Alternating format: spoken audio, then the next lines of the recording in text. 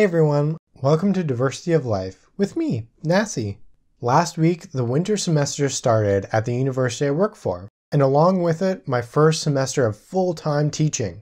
The course I'm teaching is called Bioactivity and Resistance to Insecticides. So, for episode 13, I wanted to touch on one of the big controversial topics within the course, GMOs, or genetically modified organisms. What constitutes a genetically modified organism? Well, it's anything that has been genetically altered, or in other words, has had its DNA manipulated. This means that GMO as a term constitutes a lot of things. Things like gene therapy, disease resistance, textile production, hypoallergenic pets, cloning. But the big one that generates a lot of controversy and what people's minds jump to is the use of GMO crops in food production and specifically for pest control. There are two sides to any argument. So, I'm going to break down crop management GMOs into the good that they can do and the bad that they can do. Let's start with the good.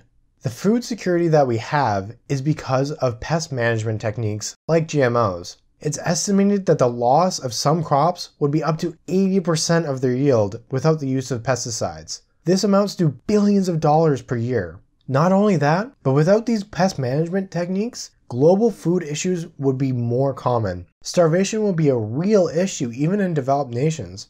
Using a GMO example, the BT corn variety is a genetically modified crop. Without this GMO variety of corn, corn production could decline as much as 75%. Imagine how much money and food that translates to. That's just how important these crops can be.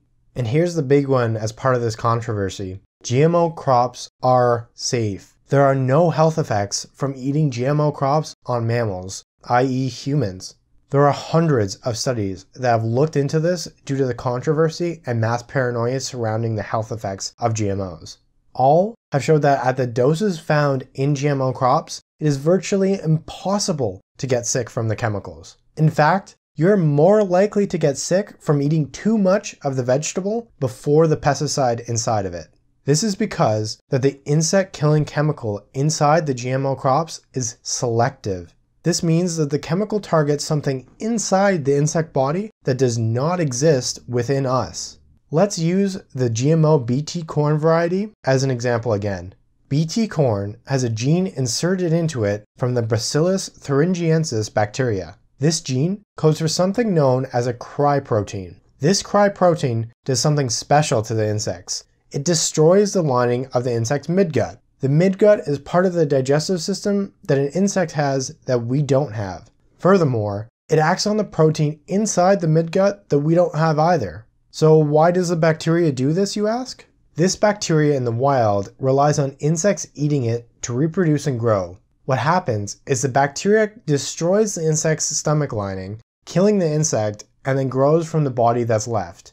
This means that the bacteria has evolved specifically along with the insect. That's why that this insecticide is safe to eat. The safety of the BT variety of corn is same for all GMOs. Before any pesticide is approved, they go through a rigorous series of experiments in all manner of organisms. This whole process can take as long as 17 years before they get approved. And GMOs specifically need a lot of time because of all the health worry around them. That's great then. GMO crops are safe for us. Humans have nothing to worry about. And since that's the main worry for the public, these pesticide-producing crops is safe for everything, right? There's nothing bad.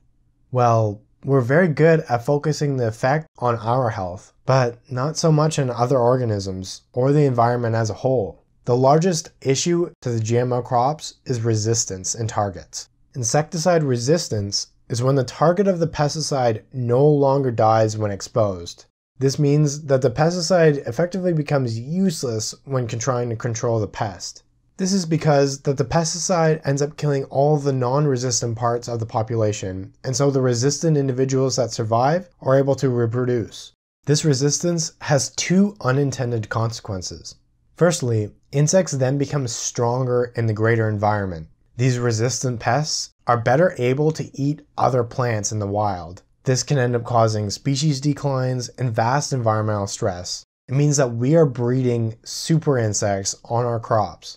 The second issue is cross resistance. Sometimes, when an insect becomes resistant to one chemical, they're then able to deal with all chemicals that have the same kind of action. Why is this so bad? Because we only have so many chemicals that we can use. It's a limited resource. When we make insects resistant to many things, we get closer to the time when we can't control them anymore. Closer to that time when 80% of loss of crops becomes a reality. These two issues are particularly bad with GMO crops. Because the pesticide is in the plant and is produced by the plant, it is constantly released. This means that the insects are always exposed to it, rather than just when they're damaging our crops. This gives them more time to build up that resistance. Not only that, but because the pesticide is always in the environment in GMO crops, more insects are being exposed to the pesticide. This means that even beneficial insects are sometimes exposed, like predators or bees, and they can end up dying. Another issue specifically with the GMO crops is crossbreeding. Because the pesticide is built into the GMO crop, that means the pollen that it produces codes for the information needed to make more of that pesticide. So when it comes time for that crop to flower, it's spreading that information to other sexually related plants in the environment. There are several instances of this occurring, particularly with BT corn. This is bad. It suddenly creates a huge advantage for the plants in forests that are related to our GMO crops. It means that any susceptible organism that's feeding on these crops is suddenly going to die. This creates imbalances in the natural food webs, and in worst case, can cause extirpation or extinction of non-target species. A complex issue, isn't it? Finding a balance is the goal of all of this. The value of the pesticides is massive, and the utility of GMO crops to passively get rid of pests can't be overstated, but we need to be careful. If we don't pay attention to the cost in the long term, it could vastly outweigh the value now.